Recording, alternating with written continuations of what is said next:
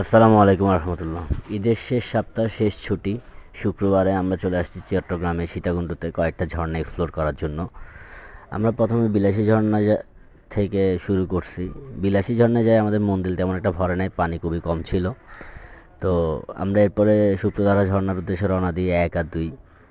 তো আমরা প্রথমে সীতাকুণ্ড বাজারে, আপনারা যদি চট্টগ্রাম থেকে আসতে চান চট্টগ্রামের কদমতলী বাস স্ট্যান্ড, এখান বাস স্ট্যান্ড থেকে যে কোনো ওয়েতে আপনারা 50 টাকা বা 40 টাকা করে লোকালে চলে আসতে পারেন। এরপরে সীতাকুণ্ড বাজারে নেমে আপনারা সিএনজি দিয়ে 150 টাকা করে বোটানিক্যাল গার্ডেন, দেন আপনারা সেই বাকি রাস্তাটা হেঁটে উঠতে পারেন। কারণ আমি সাজেস্ট করবো পার্সোনালি আপনারা বাকি রাস্তাটা হেঁটে যাবেন। এটাই আপনাদের লাইফের একটা মজা বা একটা মেমোরিজ হিসাবে এই রাস্তাটাই সবচেয়ে অসাধারণ কিছু মুহূর্ত কাটাতে পারবেন।